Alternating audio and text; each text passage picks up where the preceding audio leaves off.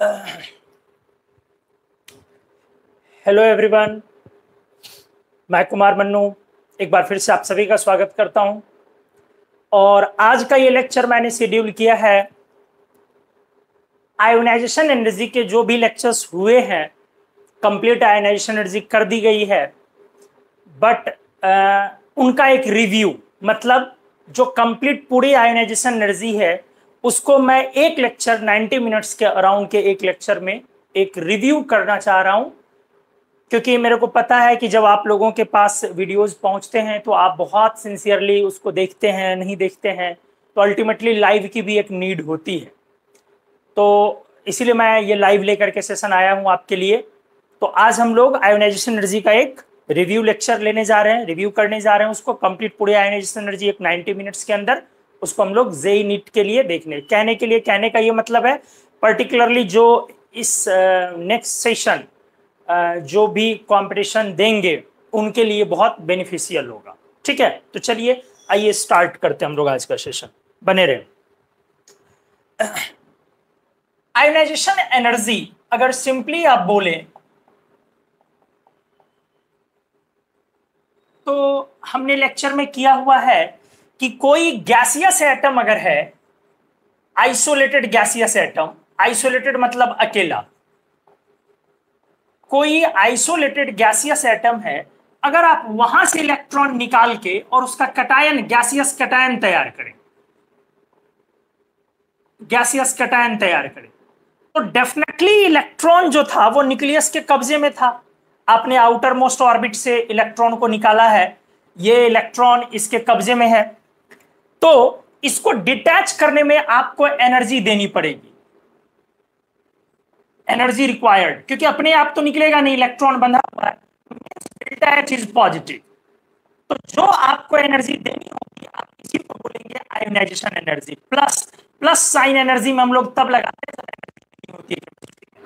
ठीक है, तो it means what is ionisation energy? आसानी से एक एटम से इलेक्ट्रॉन निकालने में और उसको कटायन बनाने में जो एनर्जी लगे, तो आसानी से तब निकलेगा जब आउटर मोस्ट ऑर्बिट से निकालोगे, आसानी से तब निकलेगा जब आप एक गैसियस एटम से निकालेंगे, ना कि सॉलिड एटम से। तो आप बोलते हैं it is the amount of energy required when an electron is removed from outermost orbit of an isolated gaseous atom। अच्छे से आप देखेंगे, ध्यान से, point wise. Ionisation energy, energy required है, रिलीज नहीं। जब एक इलेक्ट्रॉन को आप निकालते हैं उस समय जो एनर्जी लगती है, और वो इलेक्ट्रॉन कहां से? आउटर मोस्ट ऑर्बिट से। किसका? आइसोलेटेड, अकेला, और वो भी एटम कैसा होना चाहिए? गैसियस। मींस कहने का मेरा यह मतलब है, अच्छे से आप देखिए, कहने का यह मतलब है कि अगर आपने कैल्शियम को Ca2+ गैस में कन्वर्ट किया, तो इस प्रोसेस को ध्यान से, या सोडियम चलो ले लो, Na सॉलिड को आपने Na+ गैस में कन्वर्ट किया, तो इस प्रोसेस को आप, यहां भी इलेक्ट्रॉन निकालना है, यह भी इलेक्ट्रॉन रिमूवल है, यह भी इलेक्ट्रॉन रिमूवल है। इसका जो डेल्टा H है इसको आप प्लस आयोनाइजेशन एनर्जी बट नहीं कह सकते हैं। क्यों? क्योंकि आप अच्छे से देखें कि इस स्टेप में क्या क्या चीजें इंक्लूड है। तो सबसे पहले इसमें इंक्लूड है, सॉलिड है, ये मेटालिक क्रिस्टल है, तो आपको इसको हीट ऑफ सब्लिमेशन देना पड़ेगा। अब ये गैस में जाएगा और तब आप इलेक्ट्रॉन निकालेंगे, तो यहां पर जो एनर्जी लगेगी सिर्फ ये आयोनाइजेशन एनर्जी। आपको समझ में आई होंगी चीजें, ये वाला गैसियस एटम को गैसियस कटायन में कन्वर्ट करना, सॉलिड में नहीं। मतलब इस स्टेप का जो कंप्लीट डेल्टा एच होगा, डेल्टा एच, इस स्टेप में जो नेट एनर्जी लगेगी वो क्या क्या लगेगी? पहले आपका कौन सा energy? Sublimation, and then after कौन सा? आयोनाइजेशन। आपको चीजें समझ में आई होंगी। तो मैंने इस तरह से दोस्तों बोला कि आयोनाइजेशन एनर्जी सिर्फ वो एनर्जी नहीं है कि इलेक्ट्रॉन निकालने में जो लगा, जी नहीं, इलेक्ट्रॉन निकालना है, but that too from the outermost orbit of an isolated gaseous atom. Molecule से भी आप निकाल सकते हैं, लेकिन आयोनाइजेशन एनर्जी डिफाइन जो होता है, डेफिनेशन जो होगा वो एटम का, क्योंकि आसानी से कब निकलेगा, एटम से या मॉलिक्यूल से, तो जाहिर सी बात है एटम से। मॉलिक्यूल से आसानी से निकल नहीं सकता, मॉलिक्यूल स्टेबल फॉर्म में होते हैं, मॉलिक्यूल में इलेक्ट्रॉन एक से ज्यादा न्यूक्लियस के चंगुल में होते हैं। अगर आप N2 मॉलिक्यूल लेंगे तो वहां पर क्या होगा, इलेक्ट्रॉन को अगर निकालने जाओगे तो वो दो न्यूक्लियस के बीच में फंसा हुआ, बट नाइट्रोजन एटम से निकालोगे तो वो एक एटम एक न्यूक्लियस के अंडर इंफ्लुएंस में, प्रभाव में। तो आपको ये समझ में आया होगा कि ये डेफिनेशन जो आयोनाइजेशन एनर्जी का जो बेसिक डेफिनेशन बनता है वो किसके लिए बनता है, मॉलिक्यूल के लिए या एटम के लिए, तो एटम के लिए। आयोनाइजेशन एनर्जी का बेसिक डेफिनेशन यही है, क्या, किसी आइसोलेटेड गैसियस एटम के आउटर मोस्ट ऑर्बिट से इलेक्ट्रॉन निकालने में जो एनर्जी लगती, ठीक है। और इस प्रोसेस में जो इसी को अगर आप पोटेंशियल में कन्वर्ट करोगे उसको आयोनाइजेशन पोटेंशियल बोलोगे। अगर इसी को आप पोटेंशियल के फॉर्म में बोलोगे तो उसको आयोनाइजेशन पोटेंशियल बोलोगे, एक ही चीज है। आप कैसे पोटेंशियल को एनर्जी में कन्वर्ट कर लेंगे, अगर आप आयोनाइजेशन एनर्जी है तो आयोनाइजेशन पोटेंशियल में क्या करेंगे, इलेक्ट्रॉन के चार्ज में मल्टीप्लाई कर देंगे, तो वो आपका जूल में कन्वर्ट हो जाएगा, जूल पर एटम में। आपको पता होगा अच्छे से, क्योंकि पोटेंशियल तो इलेक्ट्रॉन वोल्ट में होता है, नहीं, पोटेंशियल जो होगा वो इलेक्ट्रॉन वोल्ट में है, वोल्ट में होता है, तो ये वोल्ट में आप इलेक्ट्रॉन के चार्ज से मल्टीप्लाई करेंगे तो वो एनर्जी में कन्वर्ट होगा। मतलब ionisation energy, ionisation potential basically एक एनर्जी है, एक वही पोटेंशियल के फॉर्म में, तो पोटेंशियल को आप एनर्जी के फॉर्म में कन्वर्ट कर सकते हैं। जैसे ऑक्सीजन का अगर 13.6 इलेक्ट्रॉन वोल्ट है पर एटम आयोनाइजेशन पोटेंशियल, तो एग्जांपल में आप लिख सकते हो, अगर आप ऑक्सीजन लेंगे ओ एटम, तो इसका आयोनाइजेशन पोटेंशियल वैल्यू है 13.6 इलेक्ट्रॉन वोल्ट पर एटम, ठीक है, देखना बेटा अच्छे से। अब इसी को मैंने बोला एनर्जी में कन्वर्ट करो, तो क्या करोगे, 13.6 इंटू इलेक्ट्रॉन का चार्ज 1.6 इंटू 10⁻⁻19, अब इतना जूल पर एटम हो गया। तो ये समथिंग लगभग 1400 के आसपास, लगभग करीब करीब इतना के आसपास आएगा जूल पर एटम, ओ सॉरी, इतना जूल पर एटम। आप उसको आप जूल में रखें पर एटम में या किलो जूल पर मोल में, वो आपकी मर्जी। तो एनीवेज पहला पेज हमारा ये है, आप इसको कैप्चर करेंगे, जिसमें हमने कुछ नहीं बताया है, सिर्फ ये क्लियर किया है कि आयोनाइजेशन एनर्जी क्या है, और आयोनाइजेशन पोटेंशियल और आयोनाइजेशन एनर्जी करीब करीब एक ही चीज है, एक एक्सटेंसिव प्रॉपर्टी है, एक इंटेंसिव, उतने पर भी ध्यान देने की जरूरत नहीं है। सिंपली पोटेंशियल को जब एनर्जी में कन्वर्ट करना हो तो इलेक्ट्रॉन के चार्ज से मल्टीप्लाई कर देंगे। तो पहले पेज में बस ये है, आप इसको कवर करें, स्क्रीनशॉट लें, नेक्स्ट पेज में हम लोग फिर यहां से चीजों को आगे बढ़ाते हैं, प्लीज।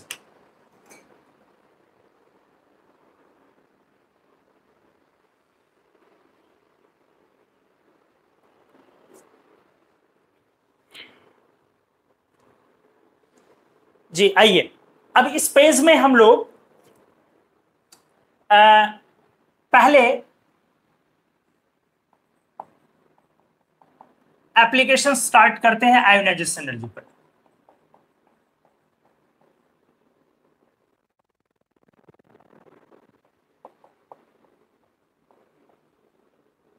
देखते जाएं। सबसे पहला एप्लीकेशन सक्सेसिव आयोनाइजेशन एनर्जी।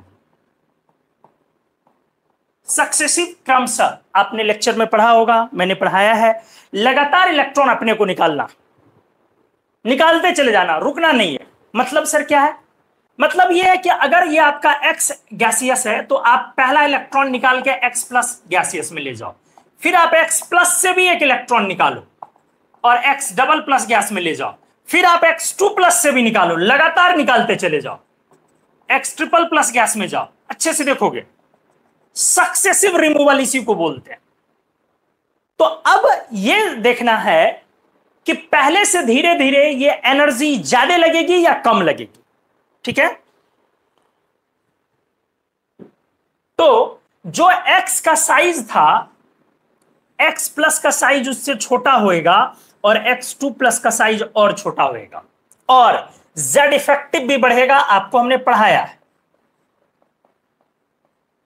मतलब पहले इलेक्ट्रॉन को जिस प्रयास से बांधा था न्यूक्लियस ने, अब इलेक्ट्रॉन को उससे ज्यादा प्रयास से बांधा जाएगा, और अब धीरे धीरे पॉजिटिव चार्ज बढ़ने के कारण और ज्यादा एफर्ट लगेगा। इसीलिए इलेक्ट्रॉन निकालना आसान हो जाएगा या मुश्किल?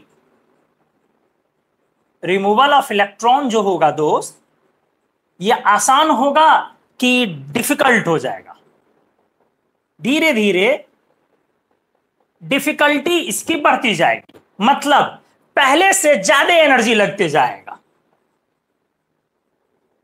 More energy required. मतलब इस स्टेप का जो डेल्टा एच होगा, इसको अपन बोलेंगे IE1। पहला इलेक्ट्रॉन हमने निकाला, अच्छे से आप देखोगे, पहला इलेक्ट्रॉन निकाला तो क्या बोलोगे? IE1, first ionisation energy. अब यहां पर आप क्या बोलोगे बेटा? IE2। लेकिन सवाल है ये IE2 किसका? तो सर सेकेंड इलेक्ट्रॉन निकाला है। सेकेंड इलेक्ट्रॉन किसका निकल रहा है?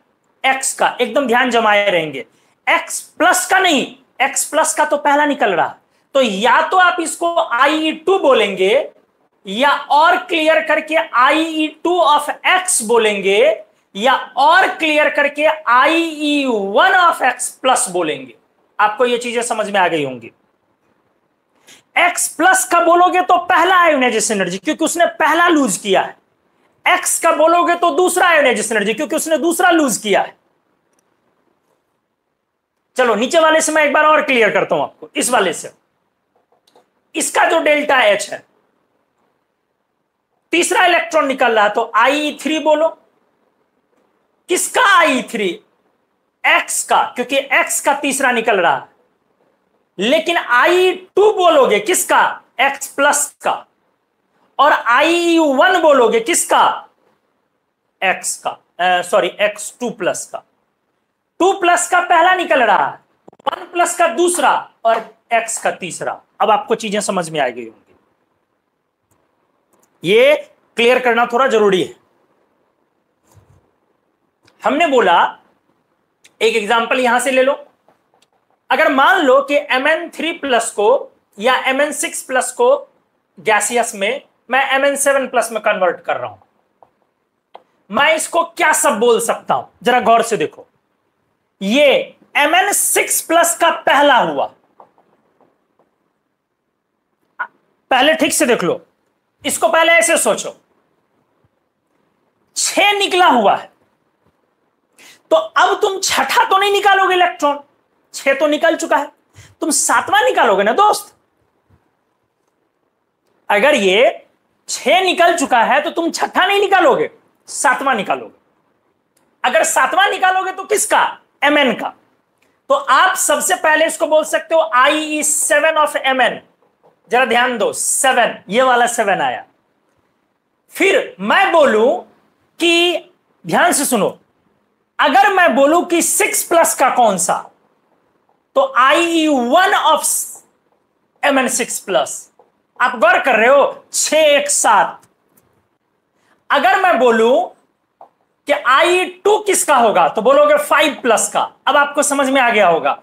अगर मैं बोलूं IE3 किसका या 4 किसका, तो बोलोगे Mn3 प्लस का। अब लॉजिक क्लियर हो गया होगा। 4 3 7 2 5 7 1 6 7। अब आपको अच्छे से समझ में आया होगा। तो अगर मान लो कि कोई एलिमेंट है, कुछ भी ले लो, एक ZD, गैडोलिनियम 2 प्लस को 3 प्लस में कन्वर्ट कर रहे हैं अपन। तो मैंने बोला कि गैडोलिनियम 2 प्लस को जब आप 3 प्लस में कन्वर्ट कर रहे हैं, तो इसको क्या क्या बोल सकते हैं? तो बोलेंगे 2 प्लस को 3 प्लस में ले जा रहे हैं, तो 2 निकला हुआ है, तो तीसरा निकलेगा, लेकिन GD का, तो GD का सर ये थर्ड हुआ, बट GD 2 प्लस का फर्स्ट हुआ और GD प्लस का सेकेंड हुआ। चीजें अब क्लियर हुई होंगी। अब एनीवेज जो मुद्दा है वो ये है कि धीरे धीरे आयोनाइजेशन एनर्जी ज्यादा लगेगा, मतलब IE1 से ज्यादा होगा IE2, इससे ज्यादा होगा Ie3 सो ऑन। हमेशा ऑलवेज किसी भी एलिमेंट का पहला आयोनाइजेशन एनर्जी से ज्यादा वैल्यू आयोनाइजेशन एनर्जी की होगी, दूसरे टाइम में इलेक्ट्रॉन निकालने में ज्यादा एनर्जी लगेगी। लेकिन ये एक एलिमेंट के लिए, दो एलिमेंट के लिए नहीं होगा, ये एक एलिमेंट के लिए होगा ऑलवेज। अच्छे से देखोगे, दैट इज सक्सेसिव, क्रमशः आगे का IEs values are always higher. जो आगे की आयोनाइजेशन एनर्जी है वो हमेशा हायर होगी, ज्यादा होगी, सक्सेसिव।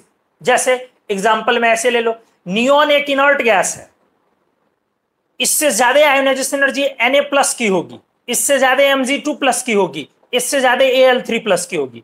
आप ये भी अभी टोक सकते हो कि सर अभी आपने बोला एक ही एलिमेंट के लिए वो लगाओ, तो सर आपने एलिमेंट कैसे चेंज किया? चेंज नहीं करना चाहिए था बेटा, बट चेंज इसलिए किया क्योंकि ये सारे आइसो इलेक्ट्रॉनिक्स है, इसीलिए चेंज करने की हिम्मत आ गई, अदरवाइज मैं नहीं कर सकता था। तो ये IE1 हुआ, क्यों जी? क्यों 1 हुआ? क्योंकि नियोन से पहला निकालने जा रहे हैं।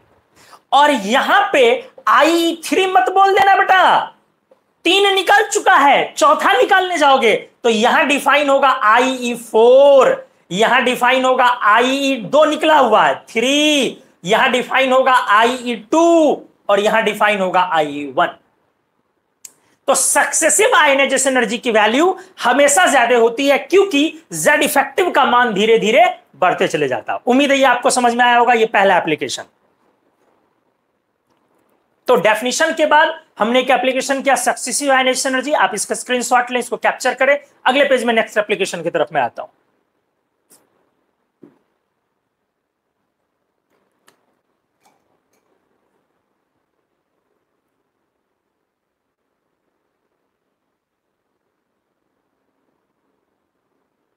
आइए अब सेकंड एप्लीकेशन पे हम लोग चलें, फर्स्ट के बाद।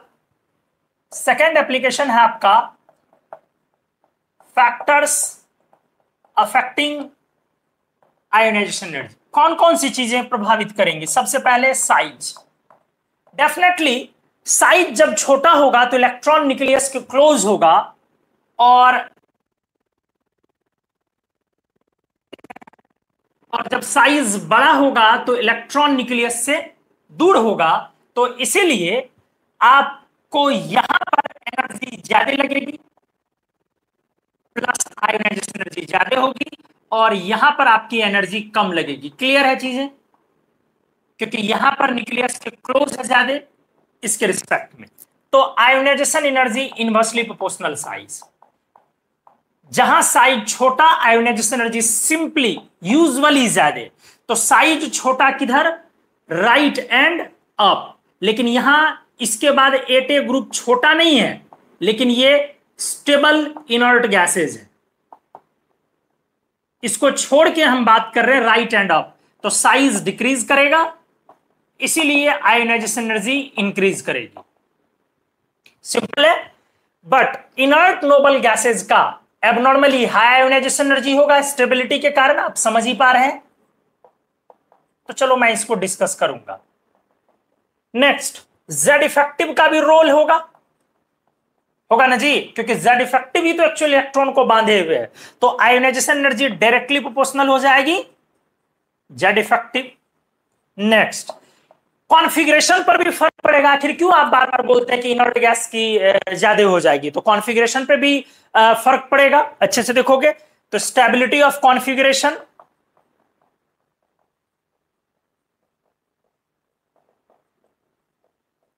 क्या होगा? ध्यान से, आयोनाइजेशन एनर्जी डायरेक्टली प्रोपोर्शनल हो जाएगी स्टेबिलिटी ऑफ कॉन्फ़िगरेशन की? नहीं हो जाएगी।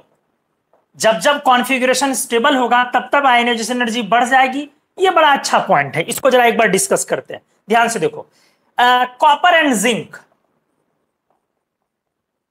कॉपर एंड जिंक अच्छे से देखो, बगल का मेंबर है Cu और Zn।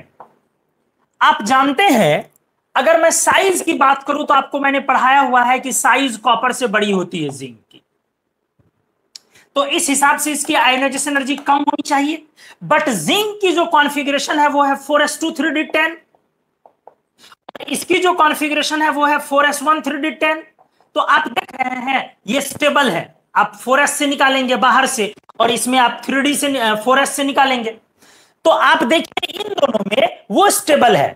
इसीलिए जब पहला आयोनाइजेशन एनर्जी आएगा तो वो कॉपर से ज्यादा जिंक का होगा, जबकि जब सेकंड में आप पहुंचोगे एक निकालने के बाद तो इस बार बेटा उसका कॉन्फ़िगरेशन हो जाएगा 4s0 3d10। अच्छे से देखोगे, अब 4s खत्म तो इलेक्ट्रॉन निकालना होगा 3d से, और इसका वाला कॉन्फ़िगरेशन हो जाएगा 4s2 से क्या हो जाएगा बेटा 4s1 3d10। देखना रे अच्छे से। अब इस बार मोर स्टेबल कौन है, ये वाला मोर स्टेबल है, इसीलिए I2 किसकी ज्यादा हो जाएगी, कॉपर की ज्यादा या जिंक की, तो कॉपर की, क्योंकि यहां स्टेबल है। तो आप देयरफॉर क्या कंक्लूजन आपने निकाला, IE1 कॉपर से ज्यादा जिंक का, जबकि साइज में जिंक ही बड़ा है, while radius of zinc is greater than radius of copper. फिर भी पहला आयोनाइजेशन एनर्जी जिंक का ज्यादा और सेकंड में किसकी आयोनाइजेशन एनर्जी ज्यादा है, कॉपर की। तो स्टेबिलिटी ऑफ कॉन्फ़िगरेशन का काफी फर्क पड़ता है आयोनाइजेशन एनर्जी पर। अगर आपका कॉन्फ़िगरेशन स्टेबल है तो डेफिनेटली उस केस में आयोनाइजेशन एनर्जी ज्यादा होएगी। ठीक है, तो स्टेबिलिटी ऑफ कॉन्फ़िगरेशन। इसके बाद और फैक्टर पुअरिंग ऑफ शिल्डिंग। आपको मैंने पीछे आयोनाइजेशन एनर्जी के लेक्चर में बताया हुआ है पुअरिंग ऑफ शिल्डिंग, क्योंकि शिल्डिंग क्या है, अंदर के जो इलेक्ट्रॉन है वो बाहर के इलेक्ट्रॉन को शील्ड करते हैं, ढकते हैं, कवर करते हैं। तो अगर वो शील्डिंग पुअर होगी तो डेफिनेटली न्यूक्लियर चार्ज का प्रभाव बाहर में ज्यादा होगा। फिर से रिपीट कर रहा हूं, अगर इनर ऑर्बिटल में जो इलेक्ट्रॉन है उसकी अगर शील्डिंग पुअर होगी तो डेफिनेटली बाहर फोर्स ज्यादा हो जाएगा। तो पुअरिंग ऑफ शील्डिंग में आप क्या बोलोगे, ionisation energy directly proportional pouring of shielding. और बेटा शील्डिंग कब पुअर होता है, आपको हमने अच्छे से पढ़ाया हुआ है, जब जब D में 10 और F में 14 इलेक्ट्रॉन्स होते हैं उस केस में शील्डिंग काफी पुअर हो जाते हैं। तो जब जब आपके D में 10 और F14 आ जाए तो वो वहां पर एबनॉर्मली आयोनाइजेशन एनर्जी हाई हो जाएगा। जैसे इसका भी एक एग्जांपल करवाते हैं, अच्छे से देखो। आप लिखते हो boron, aluminium, gallium, indium, thallium, ध्यान से अच्छे से देखो, बहुत अच्छा एग्जांपल है। तो डाउन द ग्रुप जाने पर साइज डिक्रीज करेगा, तो साइज डिक्रीज करने से आयोनाइजेशन एनर्जी इंक्रीज करेगा साइज, तो साइज के इंक्रीज करने से आयोनाइजेशन एनर्जी डिक्रीज करना चाहिए। अब आपको पता है ये पॉइंट, अच्छे से आप देखेंगे।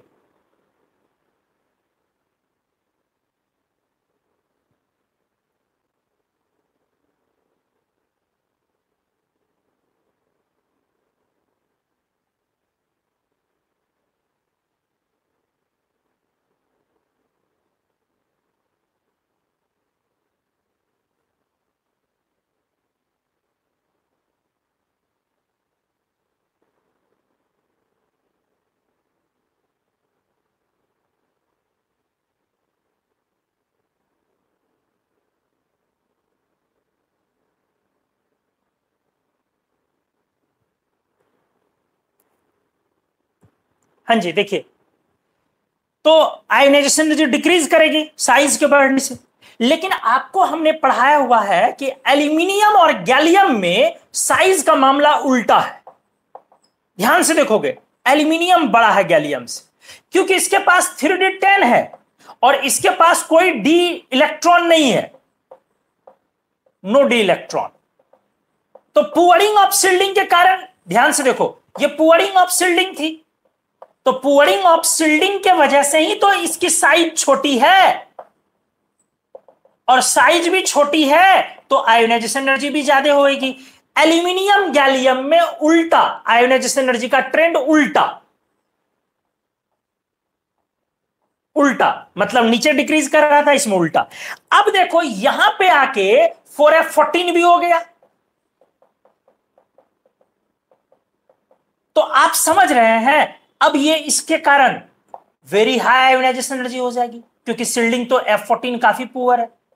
तो थैलियम की आयोनाइजेशन एनर्जी काफी ज्यादा होती है, हमने पीछे के लेक्चर में किया हुआ है। तो ये पुअरिंग ऑफ शील्डिंग का एक एप्लीकेशन है जो गैलियम में भी दिखा और थैलियम में भी दिखा। तो ये आपका था कि कौन कौन से फैक्टर आयोनाइजेशन एनर्जी को अफेक्ट करते हैं। कॉमन है size, Z effective, stability of configuration और पुअरिंग ऑफ शील्डिंग। ऐसा नहीं कि इतने ही फैक्टर्स हैं, फैक्टर्स तो और भी हो सकते हैं, बट ये कॉमन फैक्टर्स हैं। और रिव्यू लेक्चर में कॉमन चीजें ही चलेंगी। रिव्यू लेक्चर में अब डेप्थ में तो चीजों को ले नहीं जाना, एक लेक्चर में आपको कंप्लीट करनी, तो सारी चीजों को इसी में पढ़ना है इतने लेक्चर में, एक लेक्चर में 90 मिनट्स में आपको।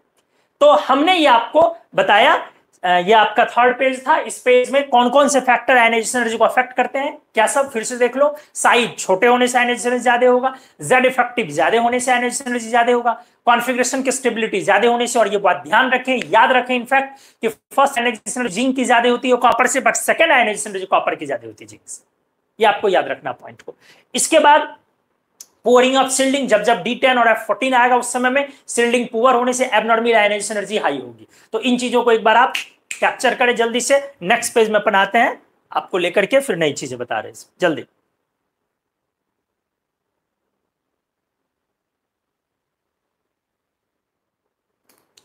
तो दो एप्लीकेशन हमने किया है। फर्स्ट एप्लीकेशन इस रिव्यू लेक्चर में आयोनाइजेशन एनर्जी का जो था सक्सेसिव आयोनाइजेशन एनर्जी का कॉन्सेप्ट, और सेकंड एप्लीकेशन जिसमें हम लोगों ने किया है फैक्टर्स अफेक्टिंग आयोनाइजेशन एनर्जी। तीसरा पीरियोडिक ट्रेंड में आते हैं।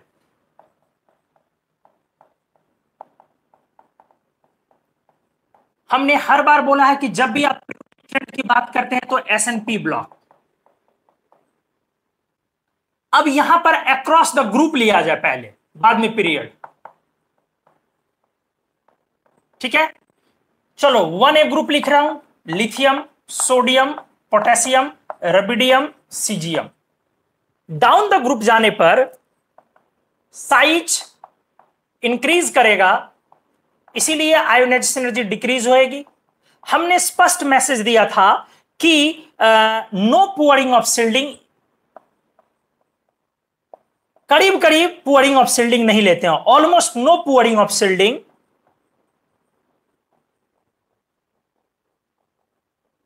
Across S block elements, almost करीब करीब। ऐसा नहीं कि बिल्कुल नहीं होता है, बट हम लोगों ने कई बार आपको पढ़ाया है, बताया है कि जब भी आप S ब्लॉक एलिमेंट्स में होते हैं तो करीब करीब शील्डिंग का इफेक्ट आप इग्नोर करके चलते हैं। नहीं, अच्छे से देखिए।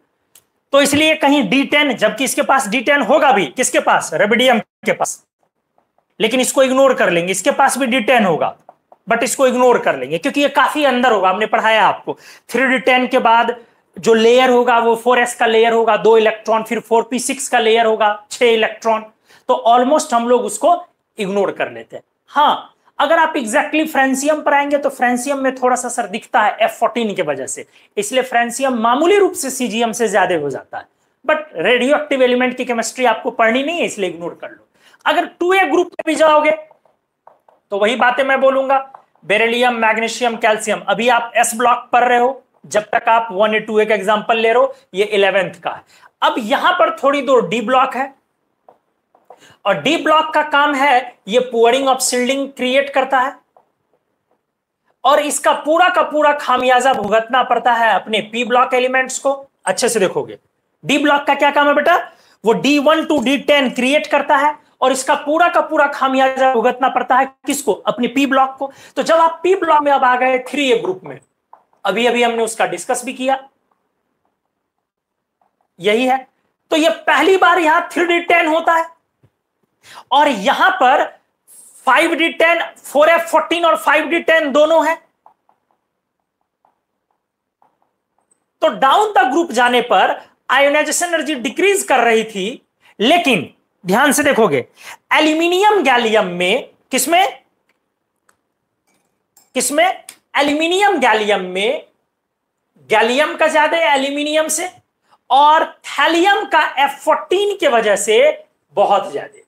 साइज में उतना अंतर नहीं दिखता है, बार बार मैं बोल रहा हूं, पुअरिंग ऑफ शील्डिंग का साइज पर उतना असर नहीं होता है जितना आयोनाइजेशन एनर्जी पर होता है, बहुत ज्यादा होता है। तो इस ग्रुप में आयोनाइजेशन एनर्जी का ऑर्डर क्या हो गया बेटा, सबसे ज्यादा बोरॉन, और उसके सीधे बाद थैलियम, तब थैलियम, तब एल्यूमिनियम गैलियम में गैलियम हो गया, boron, thallium, gallium, aluminium size के तरह ही करीब करीब बराबर है ये भी, और तब इंडियम देखो कितना अच्छा आ गया। तो थैलियम का abnormally very high ionisation energy, काफी ज्यादा है। क्या ऐसा हुआ था साइज में कि एबनॉर्मली साइज बहुत छोटा हो गया थैलियम का? नहीं, असर पड़ा था, छोटा हुआ था, तभी तो वो इंडियम से काफी बड़ा नहीं हो पाया, मामूली रूप से बड़ा हुआ था, बट ऐसा नहीं हुआ कि बहुत छोटा हो गया। लेकिन आयोनाइजेशन एनर्जी पर असर कितना गहरा है कि यह काफी ज्यादा होता है। मेरी बात को अच्छे से समझे होंगे। मतलब अब आप समझ पा रहे होगे कि सर 4A ग्रुप में साइज रेगुलर होता है, आपने पढ़ाया है। साइज में यहां तो कोई लफड़ा होता भी नहीं, जैसे यहां तो यहां भी सर आयोनाइजेशन एनर्जी डिक्रीज करेगी। लेकिन सर आपका क्या कहने का मतलब है कि लेड का ज्यादा हो जाएगा? डेफिनेटली टिन लेड में लेड की आयोनाइजेशन एनर्जी ज्यादा हो जाएगी। क्यों? इसके पास 4F14 है, 4F14 है जो उसके पास नहीं है। मानता हूं D10 दोनों के पास है, 4F14, 5D10, 6S2, 6P2। धीरे धीरे पुअरिंग ऑफ शिल्डिंग का असर खत्म होते जाएगा, और आते आते जब आप 7A ग्रुप की तरफ आएंगे, fluorine, chlorine, bromine, iodine, statin radio active छोड़ दोगे तो नीचे जाने पर आयोनाइजेशन एनर्जी डिक्रीजेस। अब हमने आपको अच्छे से पढ़ाया है कि बेटा ये बैलेंस करना काफी जरूरी है कि कहां पर असर को खत्म कर दिया जाए। तो धीरे धीरे पुअरिंग ऑफ शिल्डिंग का असर खत्म होता है, इसीलिए आयोनाइजेशन एनर्जी का ट्रेंड रेगुलर हो जाएगा। कहां से? 4A के बाद से सब आयोनाइजेशन एनर्जी का ट्रेंड इधर रेगुलर हो जाएगा। टिन लेड में यहां पर लेड का ज्यादा होगा F14 की वजह से।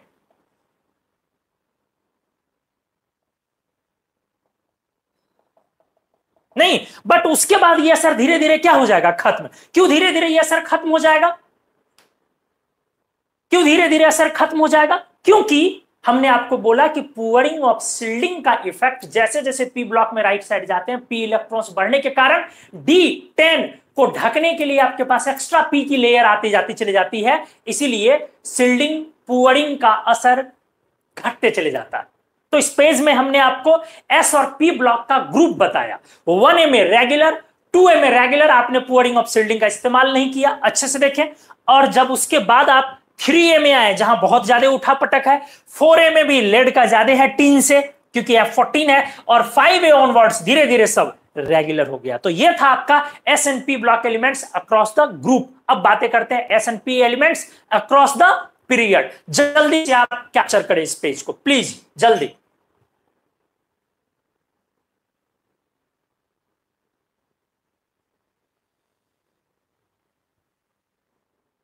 आइए देखिए, इस टॉपिक को अगर आप ये सोचेंगे कि क्या ये बोर्ड में कैसे आ सकता है, बोर्ड में ये टॉपिक कैसे आएगा, तो बोर्ड का पहले सिलेबस समझे आप।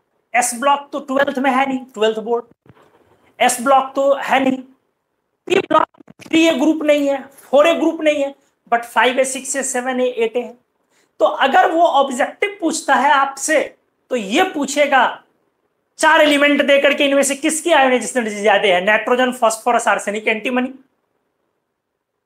या सब्जेक्टिव पूछता है तो ऐसे पूछेगा, write the trend of ionisation energy of following elements, helium, neon, argon, krypton, xenon, radon. Board का तरीका ये होगा। फर्क ये है वो 3A ग्रुप से नहीं पूछेगा, 4A ग्रुप से नहीं पूछेगा, 1A, 2A ग्रुप से नहीं पूछेगा। वो डी ब्लॉक से पूछ सकता है, लेकिन बोर्ड के क्वेश्चन टफ नहीं होते हैं, ये भी आपको पता है, काफी इजी लेवल के होते हैं। तो वो ज्यादा आपको जहां पर एक्सेप्शनल ट्रेंड आएंगे वो ज्यादा नहीं पूछेगा, वो कॉमन ट्रेंड पूछेगा। जैसे कॉपर और जिंक, अभी हमने किया कॉपर और जिंक स्टेबिलिटी ऑफ कॉन्फ़िगरेशन में फर्स्ट आयोनाइजेशन जिंक की भी कॉपर से ज्यादा, सेकंड कॉपर की ज्यादा जिंक से। बोर्ड नहीं पूछ सकता है, कभी नहीं पूछेगा। चलो सीबीएसई वालों ने थोड़ा पूछ भी लिया, स्टेट बोर्ड वाले तो और ना पूछे, कभी आज तक मेरे को नजर नहीं आया। सीबीएसई वाले पूछते हैं भैया, आईसीएसई वाले तो डेफिनेटली पूछते हैं। तो वहां पे बोर्ड के लिए, बोर्ड का लेवल ऑफ क्वेश्चन का लेवल क्या है, लेवल ऑफ क्वेश्चंस क्या है, वहां पे उस पर डिपेंड करता है। बट एरिया तो कॉन्फाइंड है ना, चाहे वो सीबीएसई का हो कि स्टेट बोर्ड का हो। आप राजस्थान बोर्ड दे रहे हो, आप यूपी बोर्ड दे रहे हो, आप उड़ीसा बोर्ड दे रहे हो कि बिहार बोर्ड दे रहे हो, उनका आप एरिया तो कॉन्फाइंड है। तो आपको ये चीजें अब समझ में आई होंगी कि मैं क्या कहना चाह रहा हूं। क्लियर है? आइए अब नेक्स्ट एप्लीकेशन में आता हूं। वो मैंने आपको बोर्ड के लिए ये क्लियर किया था, 7A 8A मैंने छोड़ दिया था यहां। Period trend, definitely S&P blocks ही आएंगे यहां पे भी। डी ब्लॉक का ट्रेंड अलग डिस्कस होगा, आ जाओ अच्छे से। Lithium, beryllium, boron, carbon, nitrogen, oxygen, fluorine, neon.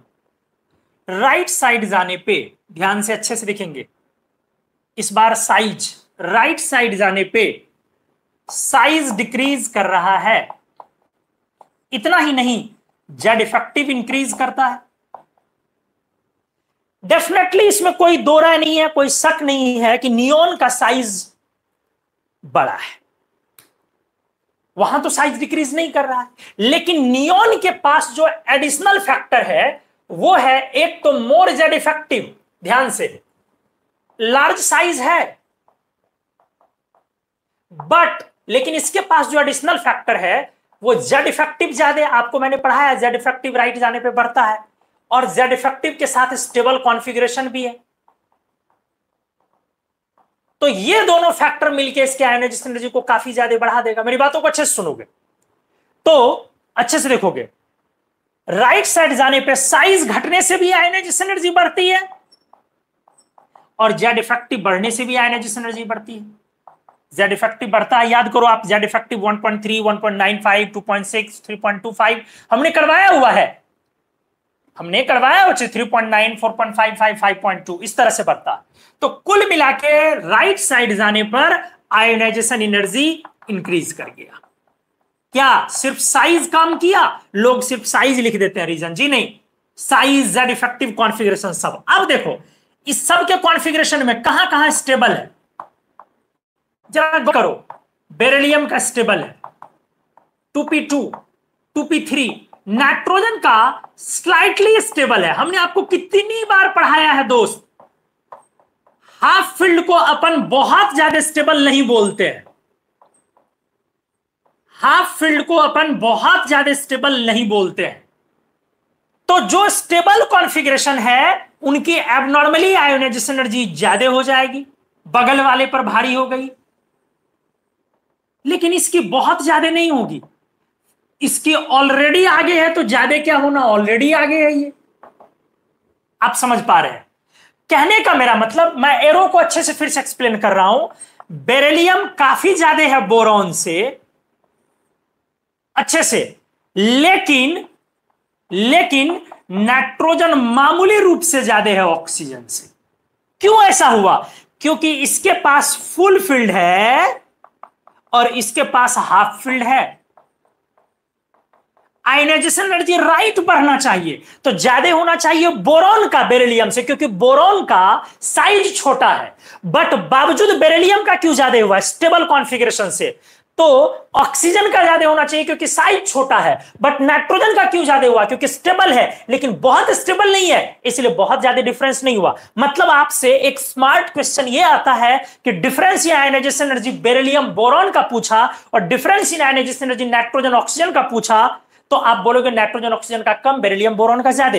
ये करीब करीब वैल्यू बराबर है। ये ध्यान से देखो, ये है 13.6 इलेक्ट्रॉन वोल्ट और ये है 14.1 इलेक्ट्रॉन वोल्ट, क्लोज ही है, काफी क्लोज है। तो चलो ये आपको समझ में आया होगा।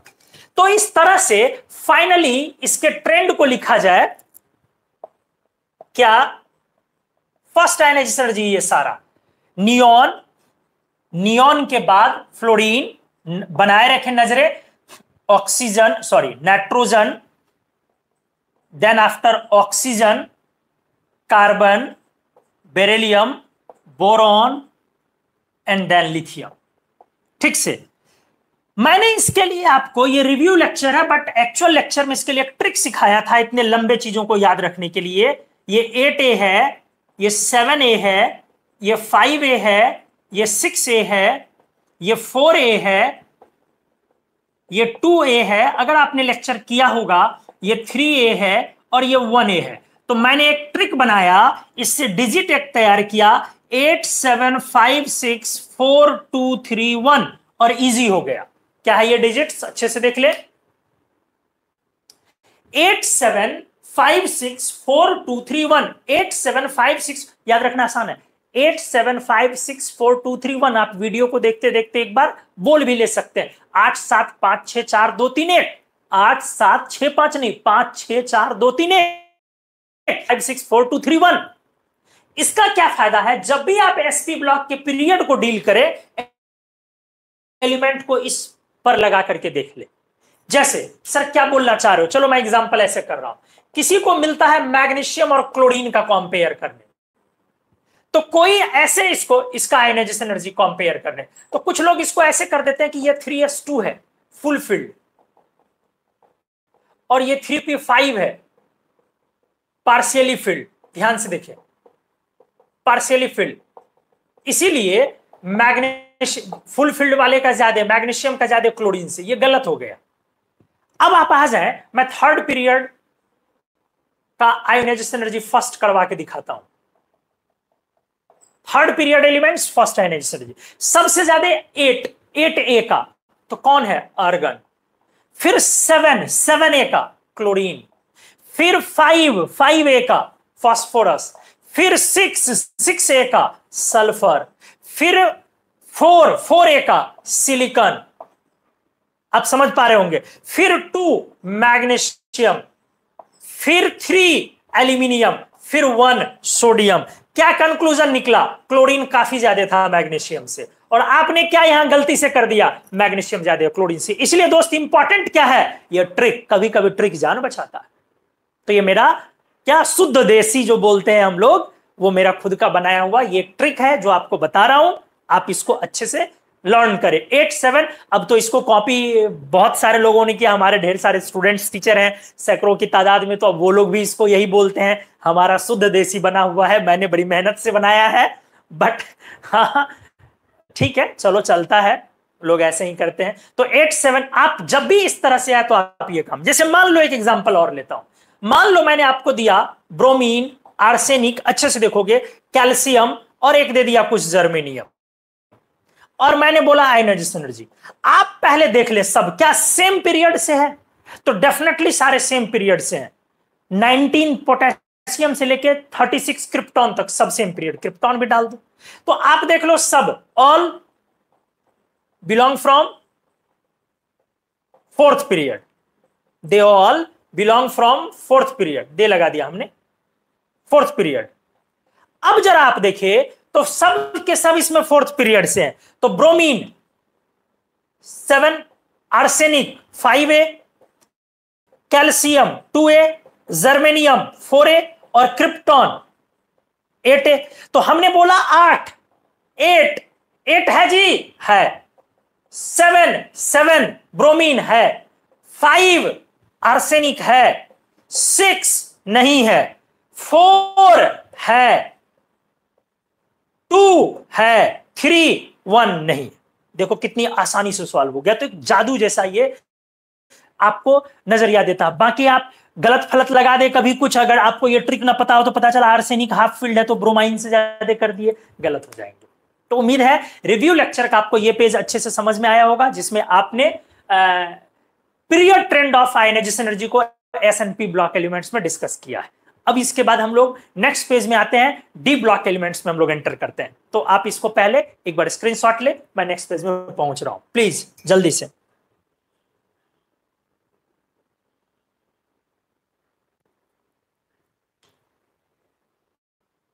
आइए अब हम लोग इस पेज में एसपी ब्लॉक के पीरियड ट्रेंड को डिस्कस करने के बाद अब डी ब्लॉक एलिमेंट्स के में हम लोग आते हैं, जो कंप्लीटली 12th का होगा। ठीक है, जो आपको हमने 87564231 का ट्रिक दिया, ये सिर्फ सेम पीरियड के एलिमेंट्स के लिए लागू होंगे, और that too across s and p block, उसको डी ब्लॉक में ले आप कभी नहीं जाएंगे। ठीक है, आप इसको ऐसे भी देख सकते हैं, मान लो एक एप्लीकेशन ऐसे लेता हूं, let's in second period elements, ध्यान से देखोगे, लेट किस पीरियड के एलिमेंट्स, सेकेंड पीरियड एलिमेंट्स ले रहा हूं और I1 न लेके 2 लेता हूं। देखो मेरा ट्रिक कितना काम का, बम्फर जिसको बोलते हैं, फारू जिसको बोलते हैं, जरा देखो सेकेंड पीरियड एलिमेंट्स का I2 लेके चल रहे हैं, मतलब Li beryllium boron carbon nitrogen oxygen fluorine neon. I2 मतलब सब पर एक प्लस आएगा, 2 मतलब दूसरा निकालने जा रहे हो। अब देखो ये सबके कॉन्फ़िगरेशन को एक बार देखो ग्रुप से, ये था आपका 2p6 तो हो गया अब 2p5, 2p5 होने से ये 7a के कॉन्फ़िगरेशन पर चला गया, ये 2p4 होने से 6a के कॉन्फ़िगरेशन पे चला गया, ये 2p3 होने से 5a के कॉन्फ़िगरेशन पर गया, 2p2 होने से 4a के कॉन्फ़िगरेशन पर गया, 2p1 होने से 3a के कॉन्फ़िगरेशन पर गया, 2p0 मतलब 2s2 होने से बेरिलियम 2a के कॉन्फ़िगरेशन पर गया, 2s1 होने से 1a के कॉन्फ़िगरेशन पर गया और 2s0 दैट इज 1s2 होने से इनर्ट गैस के कॉन्फ़िगरेशन पे चला गया, हीलियम बन गया ना। तो जब आप I2 लिखेंगे इन लोगों का सेकेंड आयनाइजेशन एनर्जी, अच्छे से देखिए, जब आप इन लोगों का I2 लिखेंगे तो अब सबसे ज्यादा 8 कहां है, 2 लिखा है इसलिए प्लस मत लगा देना, प्लस लगाओगे तो 1 हो जाएगा, हमने पीछे बोला है।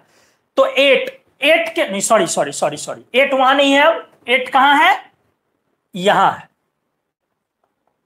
8 7 5 6 4 2 3 1, देखो कितनी आसानी से बन गया और कितना उल्टा पुल्टा है, ट्रेंड को देखो कितना उल्टा पुल्टा है, सबसे ज्यादा 8 वहां तो 7 लास्ट में, 5 पीछे तो 6 आगे, 4 पीछे तो 2 और पीछे तो 3 आगे तो 1 और पीछे, कितना इर्रेगुलर था। लेकिन कितने, हम लोग क्या बोलते हैं उसको, नाथ देना जो बोलते हैं, नथ लगा देना, हम लोगों ने उसको उस तरीके से जकर लिया कॉन्सेप्ट को। तो उम्मीद है ये आपको बड़े शानदार तरीके से समझ में आया होगा, ये ट्रिक मेरा बहुत यूजफुल है। एक एग्जांपल और देख लो, अगर मैंने दे दिया, ठीक से देखो, बेरिलियम 2+, बोरॉन 2+, कार्बन 2+, नाइट्रोजन 2+, और इनका आयनाइजेशन एनर्जी पूछ रहा हूं, तो जरा अच्छे से देख, ये 5a का कॉन्फ़िगरेशन था, 2 निकल गया तो ये 3a के कॉन्फ़िगरेशन पर पहुंच गया, कॉन्फ़िगरेशन पे पहुंचा, ग्रुप पे नहीं। ये 4 पर था तो 2 पर पहुंच गया, ये 3 पर था तो 1 पे पहुंच गया, और ये 2 पर था तो 8 पर पहुंच गया। तो इसलिए सबसे ज्यादा आयनाइजेशन एनर्जी किसकी हो जाएगी, 8 बेरिलियम 2+, 8 7 5 6 4 2 3 1। आपको अब समझ में आया होगा अच्छे से। तो चलो, ये हम लोगों ने बहुत सारा अच्छा इसमें एप्लीकेशन करके आपको दिखाया। नेक्स्ट एप्लीकेशन पे आते हैं हम लोग, ट्रांजिशन मेटल्स, कंप्लीट 12th वाला, transition metals across the period. D block elements को अपन पीरियड में डिस्कस करते हैं, सॉरी कर लेते हैं पीरियड में, फिर नेक्स्ट पेज में जाएंगे, ठीक से। तो जब ट्रांजिशन मेटल्स को आप ग्रुप में लोगे तो अच्छे से देखोगे, 3D सीरीज जिसका कॉन्फ़िगरेशन है 4s2 3d 1 2 10, next 4D series जिसका कॉन्फ़िगरेशन है 5s2 4d 1 2 10, और 5D सीरीज जिसका कॉन्फ़िगरेशन है 6s2 4f14 5d 1 2 10। अच्छे से देखना बेटा, अब साइज देखो, आपने पढ़ा है साइज में, क्या क्या पढ़ा है साइज में जी, 3D से बड़ा 4D और 4D 5D करीब करीब बराबर, इन जनरल आपने पढ़ा है। तो देखो यहां पे साइज बढ़ेगा, साइज बढ़ा तो आयोनाइजेशन एनर्जी कम हो गई। अब यहां पे साइज सेम है,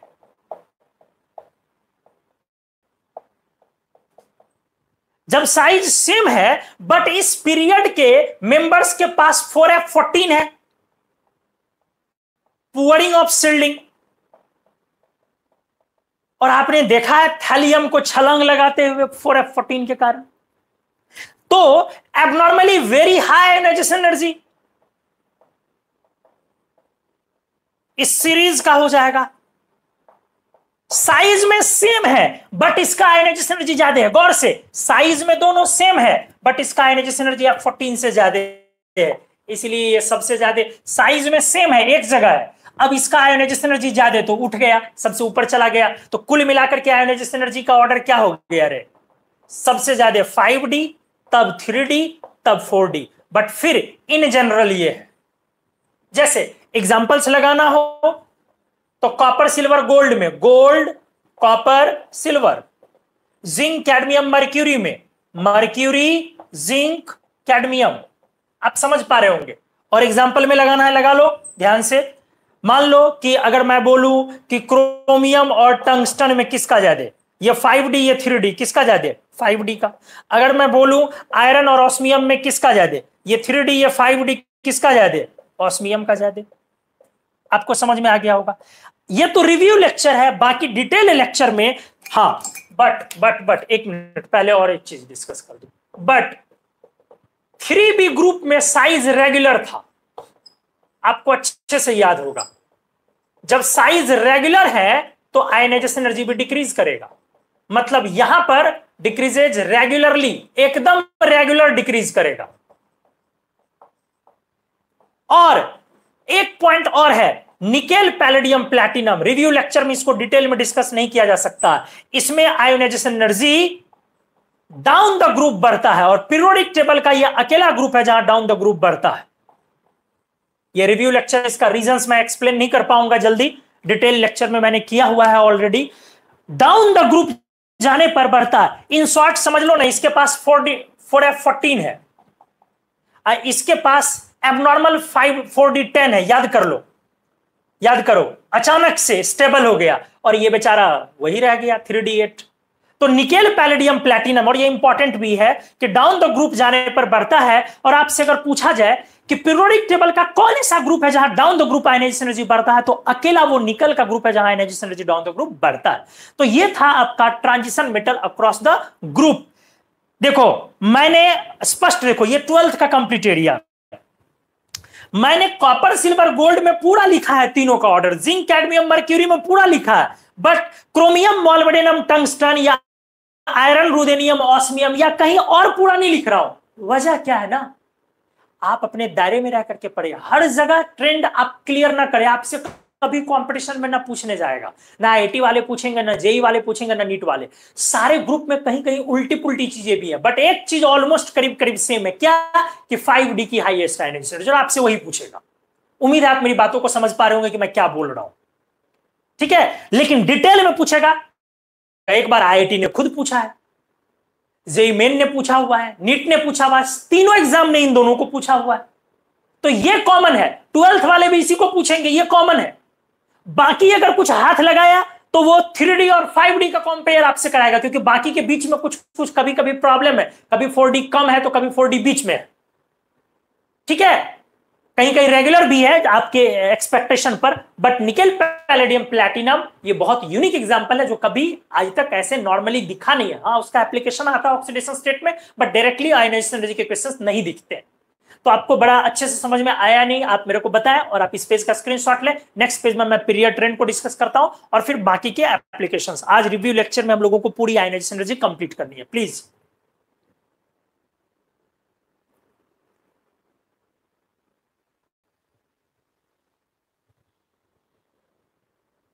जी आइए, अब इस पेज में हम आपको ले चलते हैं, बहुत इंपॉर्टेंट पेज, ट्रांजिशन एलिमेंट्स का पीरियड, काफी इंपॉर्टेंट। और ये पर्टिकुलरली ये वाला पेज जो है वो 12th के लिए तो है ही, क्योंकि ट्रांजिशन मेटल्स की अपन बात कर रहे हैं, कंपटीशन में आता है, मेडिकल में तो बहुत ज्यादा बराबर देखने को मिलता है। आ जाओ, एप्लीकेशन नंबर 6 अच्छे से देखोगे, transition metals across the period. जब आप पीरियड में डील करते हैं ट्रांजिशन मेटल को, scandium, titanium, vanadium, chromium, manganese, iron, cobalt, nickel, copper, zinc, definitely size को देखना पड़ेगा। आप बोलोगे साइज का इररेगुलर ट्रेंड है, याद करो, और डिफरेंस भी इनसिग्निफिकेंट है, मतलब ज्यादा बड़ा डिफरेंस इसमें नहीं होता है। मतलब यह है कि आयोनाइजेशन एनर्जी का भी इररेगुलर ट्रेंड होगा, आयोनाइजेशन एनर्जी का रेगुलर ट्रेंड नहीं होगा, और वहां भी इनसिग्निफिकेंट डिफरेंस है। इनसिग्निफिकेंट मतलब जिसको इंपॉर्टेंस ना दिया जाए, बहुत कम का अंतर। हाउएवर फिर भी आपको इन जनरल तो करना पड़ेगा ना कुछ, तो राइट साइड जाने पे साइज क्या होता है, ध्यान से, डिक्रीजेज इन जनरल, इसीलिए ionisation energy increases in general. Exactly नहीं बेटा, इन जनरल। अगर आप यहां पर IE1 ठीक से देखोगे, IE1 को देखो तो सबसे कम स्कैंडियम जो आपसे पूछा जाएगा, अब इसके बाद इररेगुलर है और लास्ट में जिंक या कॉपर। तो आपने थोड़ी देर पहले पढ़ा था IE1 कॉपर से ज्यादा जिंक का, और IE2 में कॉपर ज्यादा जिंक का, मतलब यहां लास्ट में आएगा जिंक। समझ में आ गया? तो लिस्ट IE1 हुआ स्कैंडियम का और हाईएस्ट IE1 हुआ जिंक का।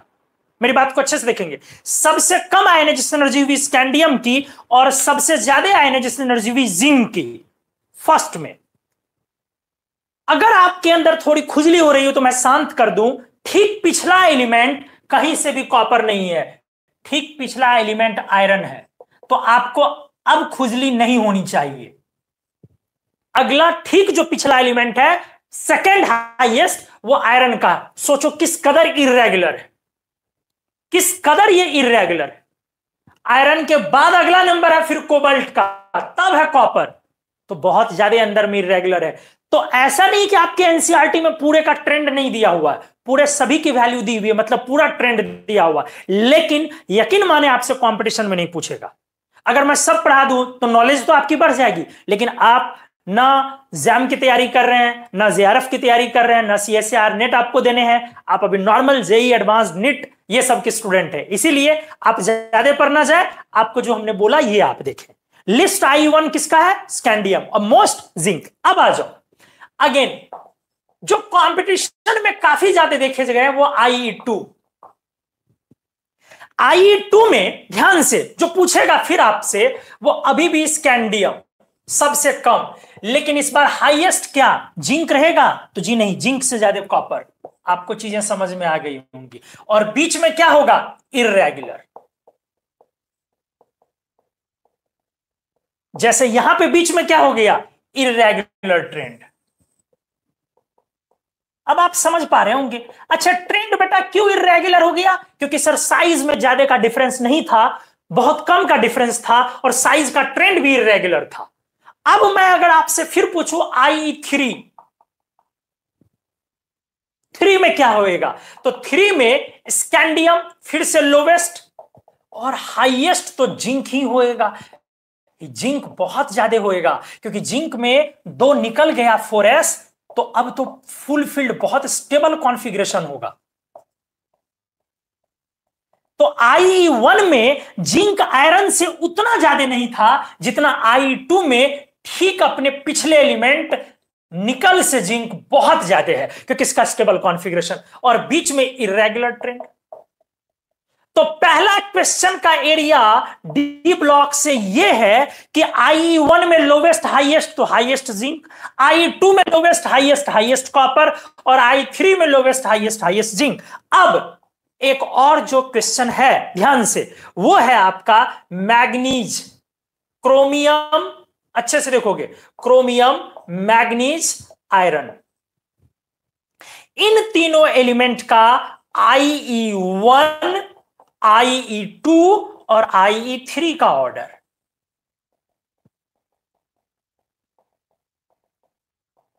ठीक से देखें, इन तीनों एलिमेंट का IE1, 2, 3, 24, अच्छे से देखें, मजा आ जाना चाहिए। IE1, I2, I3, IE1 संजोग से इन तीनों में रेगुलर है, ठीक है, अच्छे से देखें।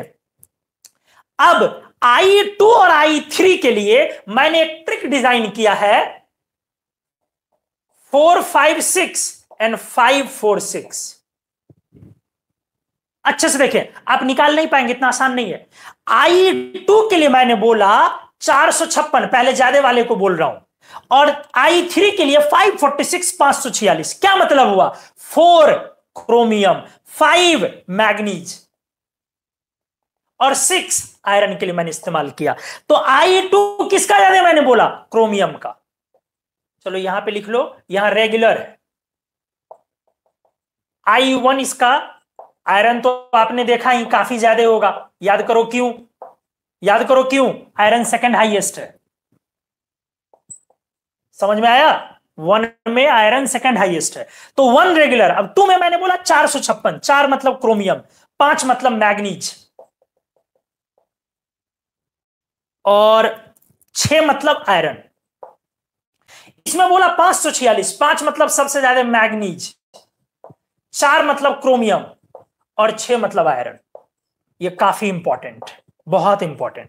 अब जरा देखो, I2 के टाइम में क्रोमियम 3d5 हो जाएगा, यही वजह है कि इसका ज्यादा है क्रोमियम का। और I3 के टाइम में इसका 4s0 3d5 हो जाएगा, यही वजह है कि ये ज्यादा होगा। उम्मीद है आप समझ गए होंगे। मैंने बोला क्यों I2 में क्रोमियम सबसे ज्यादा, क्योंकि हाफ फील्ड पकड़ा जाएगा सेकंड में, एक लूज के बाद। और I3 में क्यों मैग्नीज ज्यादा, क्योंकि 2 लूज के बाद मैग्नीज का D5 स्टेबल पकड़ा जाएगा। तो आपको ये दोनों ट्रिक याद रखे। 456 हमने किस में लगाया? I2 में, और 546 हमने किस में लगाया? I3 में। 456 4 5 6, 2 में, कम वाले में कम, 3 ज्यादा वाले में ज्यादा, पहले ज्यादा 5। मतलब कंफ्यूजन हो जाए कि 456 4 5 6 सर किस में बताए थे, 2 में या 3 में, और 5 4 6 किस में बताए थे, 2 या 3 में। तो ध्यान रखो, 2 मतलब लो वाला, 3 मतलब हाई वाला। तो लो वाले में पहले लो से शुरू होगा, 4 5 6। देखो कितना ट्रिक पर ट्रिक दे रहा हूं। और 3 वाला हाई वाले में हाई से शुरू होगा, 5 4 6। उम्मीद है जबरदस्त तरीके से समझ में आया, यही आएगा। और बेटा 2 तो कितनी बार नीट में आ चुका है। अलग बात है मैं मेडिकल वालों को कुछ बोल देता हूँ, मजाक उड़ाता हूँ। मजाक नहीं उड़ाता दोस्त, मजे नहीं लेते हम लोग मजे करते हैं। मजे लेने और मजे करने में बहुत फर्क है। मेडिकल वालों का मैं मजा उनका लेता नहीं हूं, मजाक करते हैं हम लोग उनके वजह से, ठीक है। अरे कोई तो चाहिए, इंजीनियरिंग वाले के लिए कभी कर लेते, बट एक्चुअली क्या है ना, ईगो की भी बात है। मेरा मैथ्स था तो कैसे, अब बताओ कैसे इंजीनियरिंग वालों की, और औकात की भी बात है, फिर मजाक पर चले गए हम लोग। तो मेडिकल वालों की अलग बात है कि अपन मजाक वहां पर हम लोग कर लेते हैं, लेकिन हाँ मेडिकल के स्टूडेंट्स को यार हैट्स ऑफ। अब इस कोविड में आप देख चुके हैं कि डॉक्टर्स को अगर आप सलाम नहीं करेंगे तो फिर आप पर लानत है आपके जीने पर। हमारे घर के लोगों को का मेडिकेशन, जब कोविड से वो थोड़ा सफर हुए तो उनका मेडिकेशन खुद हमने अपने स्टूडेंट से करवाया। तो आप कैसे कह सकते हैं? जी हाँ, हम कभी मजाक उड़ाते नहीं है, मजा लेते नहीं है, मजाक करते हैं यार। फिर भी सॉरी बोल सकते हैं अगर आप लोगों को ये लग रहा हो तो। चलिए, कभी कभी देखता हूं मैं कि कुछ लोग लिखते हैं, गूगल रिव्यू पढ़ रहा था एक दिन। आप लोगों को गूगल रिव्यू करना चाहिए, कुमार मनुज मैजिकल इनऑर्गेनिक सर्च कीजिए और इनऑर्गेनिक के बारे में हमारे लिए आप रिव्यू करें, आपको अच्छा खराब जो। तो मैं एक दिन रिव्यू देख रहा था तो बहुत अच्छे अच्छे लोगों ने लिख रखे हैं, बट एक दो मेडिकल के बच्चे ना नाराज दिख रहे थे। वो रिव्यू में लिखे हुए थे कि सर मेडिकल के लिए फिट नहीं है। अरे भाई साहब, मेडिकल के लिए ही आपको इतनी एलिमेंट्री चीजें बताई जाती है, यकीन मानिए। नहीं तो डेप्थ में जो ले जाता हूं आपको किसी टॉपिक में, वो ले जाता हूं एडवांस्ड के वजह से। और जो एलिमेंट्री चीजें इतनी डिस्कस करता हूं वो नीट वालों की वजह से। अगर ये बच्चे बाइफर्केटेड हो तो मैं एलिमेंट्री सिर्फ पढ़ाऊं, बेसिक लेवल की चीजें पढ़ाऊं नीट के लिए, और डेप्थ लेवल की चीजें पढ़ाऊं एडवांस्ड के लिए। एक्चुअली बच्चे मिक्स्ड होते हैं, इस वजह से कोर्सेज मिक्स्ड हो जाती है बहुत सारी चीजें। और ये भी तो प्रॉब्लम है कि स्कूलिंग बहुत पुअर होती है। स्कूलिंग बहुत पुअर होती है तो बेसिकली भी बहुत एडवांस्ड वाले बच्चों का भी कमजोर होता है।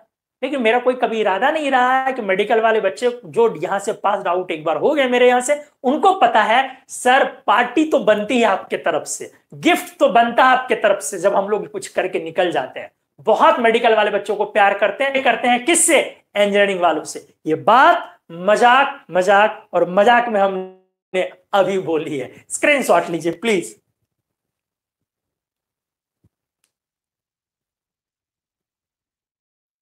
तो अब इस पेज में हम लोग, ये हम लोग का पेज नंबर 8 है। अब इस पेज में हम लोग नेक्स्ट एप्लीकेशन नंबर 7 आते हैं।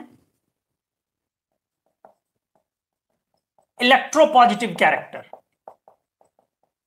S block, P block, D block हमने डिस्कस किया। एफ ब्लॉक में जेई एडवांस, नीट और मेन में सिलेबस में एफ ब्लॉक नहीं है आपके आयोनाइजेशन एनर्जी में, एनसीईआरटी में दी हुई है बट कंपटीशन वाइज इंपॉर्टेंट नहीं है, थोड़ा मोड़ा का जिक्र है, ज्यादा का नहीं। इलेक्ट्रोपॉजिटिव कैरेक्टर, देखो इलेक्ट्रोपॉजिटिव कैरेक्टर मतलब कोई एलिमेंट का पॉजिटिव चार्ज लाने का कैरेक्टर। तो जाहिर सी बात है पॉजिटिव चार्ज लाने का कैरेक्टर तब ना होगा जब इलेक्ट्रॉन लॉस टेंडेंसी इसके पास ज्यादा होगी। नहीं, पॉजिटिव चार्ज कोई कब ला पाएगा? जब इलेक्ट्रॉन लॉस टेंडेंसी ज्यादा होगी। तो इलेक्ट्रॉन लॉस टेंडेंसी ज्यादा कब होगी? जब आयोनाइजेशन एनर्जी कम होगा। मतलब क्या हो गया कि electropositive character inversely proportional ionisation energy. तो पीटी में लेफ्ट एंड डाउन जाने पर आयोनाइजेशन एनर्जी कम होता है। इसका मतलब है कि लेफ्ट एंड डाउन जाने पर इलेक्ट्रोपॉजिटिव कैरेक्टर बढ़ेगा।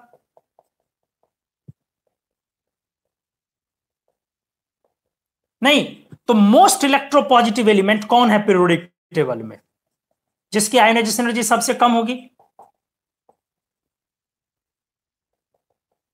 कौन होगी? सीजियम। हालांकि बहुत लोग इसको मोस्ट स्ट्रॉन्गेस्ट रिड्यूसिंग एजेंट बोल देते हैं, वो गलत है। वो आगे मैं पढ़ाऊंगा इसका क्या मतलब है, ये गलत है। तो सबसे ज्यादा इलेक्ट्रोपॉजिटिव एलिमेंट पीरियोडिक टेबल में कौन हुआ? सीजियम हुआ आपका। ये एक एप्लीकेशन है छोटा सा, आप इसको समझ सकते हैं। नेक्स्ट, अगर मैं बोलूं sudden jump, concept of sudden jump, ये थोड़ा सा इंपॉर्टेंट है। क्वेश्चन यहां से आते हैं, जैसे हमने बोला कि डी ब्लॉक से क्वेश्चन आता है आपका पीरियड में और डी ब्लॉक से ग्रुप में, उसी तरीके से ये एरिया से अच्छा क्वेश्चन आता है, concept of sudden jump.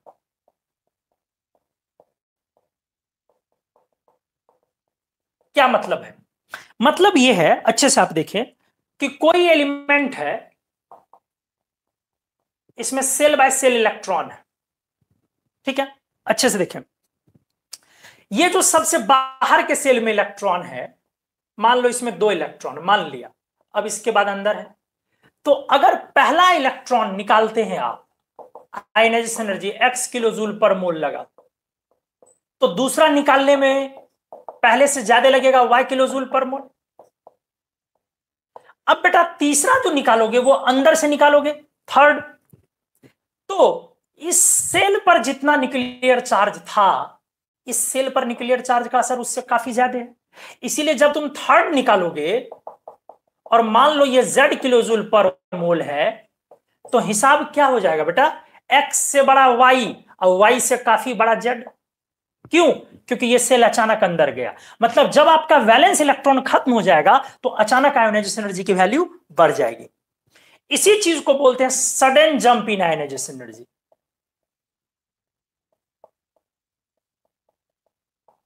Sudden jump in ionisation energy, अच्छे से देखेंगे, इसी को हम लोग बोलते हैं sudden jump in ionisation energy. अचानक आयोनाइजेशन एनर्जी की वैल्यू बहुत ज्यादा बढ़ जाना, ठीक है? तो सडन जंप कब होगा? कब होगा आपका? जब end of valence electron, valence electrons खत्म हो जाएंगे तभी ना। जब तक वैलेंस इलेक्ट्रॉन खत्म नहीं हुआ था आयोनाइजेशन एनर्जी ज्यादा लग रहा था, वैलेंस खत्म हो गया, अंदर के सेल में गए, आयोनाइजेशन एनर्जी बहुत ज्यादा हो गया। तो अगर आपको लगातार 4, 5, 6, 7 आयोनाइजेशन एनर्जी का वैल्यू दिया हुआ किसी एलिमेंट का और पूछे कि वैलेंस इलेक्ट्रॉन्स कितने हैं, गौर से मेरी बात को सुनोगे। मैंने क्या बोला? मैंने बोला कि अगर किसी एलिमेंट का 5, 6, 7 आयोनाइजेशन एनर्जी दिया हुआ लगातार, फर्स्ट दे दिया 400 समथिंग, सेकंड दे दिया लाइक 5000 समथिंग, थर्ड दे दिया लाइक 6000 समथिंग, फोर्थ दे दिया लाइक 7000 समथिंग, इस तरह से लगातार दे दिया, तो आपको यह देखना है कि आयोनाइजेशन एनर्जी तो धीरे धीरे ज्यादा है, बट आपको यह देखना है कि किस इलेक्ट्रॉन के बाद अचानक वैल्यू बहुत उछल गया। तो जब अचानक वैल्यू बहुत ज्यादा उछल जाएगा, एलिवेट कर जाएगा, इसका मतलब है कि उससे पहले वाला सारा इलेक्ट्रॉन वैलेंस था, आगे नहीं, उससे पहले वाला सारा इलेक्ट्रॉन वैलेंस था और वहां सडन जंप हुआ। जैसे कि एग्जांपल लेता हूं ध्यान से, मान लो कि कोई एक एलिमेंट है जिसका IP1 है 1.2 इलेक्ट्रॉन वोल्ट, IP2 है 25 इलेक्ट्रॉन वोल्ट, IP3 है 150 इलेक्ट्रॉन वोल्ट और IP4 है 1500 इलेक्ट्रॉन वोल्ट। अब मैं बोल रहा हूं ये कौन एलिमेंट है, पहला ऑप्शन दे रहा हूं, ध्यान से देखोगे 1s2 2s2 2p6 3s1। दूसरा ऑप्शन दे रहा हूं 1s2 2s2 2p6 3s2। तीसरा ऑप्शन दे रहा हूं 1s2 2s2 2p6 3s2 3p1। और चौथा ऑप्शन दे रहा हूं 1s2 2s2 2p6 3s2 3p2। ध्यान से देखिए, मैं पूछ रहा हूं कि ये किसका वैल्यू है इन चारों में से। तो आप ये देखें कि सडन जंप कहां पे हुआ है, सडन जंप कहां हुआ है। सडन जंप लगातार आयोनाइजेशन एनर्जी बढ़ रहा है, लेकिन अचानक उछाल कहां हुआ है, 1 से 25 से 150 ये देखो अचानक उछाल, सडन जंप। तो इससे पहले के सारे वैलेंस इलेक्ट्रॉन थे, मतलब ये तीनों कौन है, वैलेंस इलेक्ट्रॉन। तो इस एलिमेंट के पास वैलेंस इलेक्ट्रॉन कितने हो गए, 3। तो 3 वैलेंस किसमें है, third shell, 1 valence, 2 valence, 3 valence, 4 valence. ये आंसर हुआ इसका। मतलब अगर आपसे बोला जाए कि इस एलिमेंट का स्टेबल ऑक्सीडेशन स्टेट क्या होगा, बोलोगे +3। बोला जाएगा ग्रुप नंबर कितना होगा, बोलोगे 3a। बोला अच्छे से देखोगे, बोला जाएगा कि इसका फॉर्मूला ऑफ फ्लोराइड क्या होगा, इस एलिमेंट का फ्लोराइड का फॉर्मूला क्या होगा, बोलोगे अगर ये एलिमेंट M है तो M पर 3 + F- मतलब MF3। आपसे बोला जाएगा इस एलिमेंट का फॉर्मूला ऑफ ऑक्साइड बोलो, तो आप बोलोगे कि एलिमेंट M पर 3+ बनाएगा, ऑक्साइड O पर 2-, फॉर्मूला हो जाएगा M2O3। तो देखो क्या शानदार एप्लीकेशन के थ्रू हमने आपको एक्सप्लेन किया कि सडन जंप क्या है आयोनाइजेशन एनर्जी में। तो उम्मीद है आपको हमने ये कंप्लीट कर दिया आज, और जो हमने वादा किया था 90 मिनट्स के अंदर हमने आपका ये लेक्चर आज कंप्लीट किया। और उम्मीद है करीब करीब सारी चीजों को हमने टच किया है, जो भी कंपटीशन में आ सकते हैं और बोर्ड में आ सकते हैं वो सब टच किया। इसके बाद जो मेन लेक्चर है आपका, उसमें तो बहुत सारी चीजें हैं, और भी चीजें हैं एडवांस लेवल के लिए, इधर उधर लर्निंग के लिए, प्रोसेस के लिए भी बहुत सारी चीजें, सिलेबस को कवर किया गया था, इसमें कंपटीशन और बोर्ड को कवर किया गया। तो बेटा दोनों दो अलग अलग चीजें, सिलेबस कवर करना और कंपटीशन प्लस बोर्ड कवर करना। हमने आज के लेक्चर में कंपटीशन प्लस बोर्ड कवर किया है, सिलेबस से कम कवर किया है। उम्मीद है आपको ये रिव्यू लेक्चर मजा आया होगा, अच्छा लगा होगा।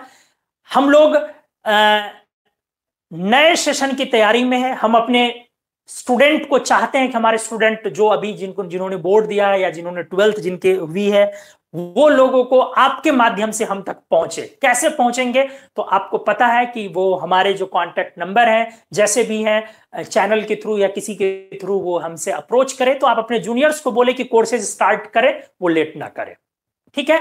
और क्योंकि अब लेट करने से कोई फायदा नहीं है। और आप लोग लाइव क्लासेस में बने रहें, अगले लाइव क्लास के लिए इंतजार करें। अगला टॉपिक आपका अनाउंस हो जाएगा, जो भी है। इसके जस्ट बाद का टॉपिक इलेक्ट्रॉन एफिनिटी। मैं एक टेस्ट लेने जा रहा हूं आयोनाइजेशन एनर्जी और साइज के कंबाइन पर।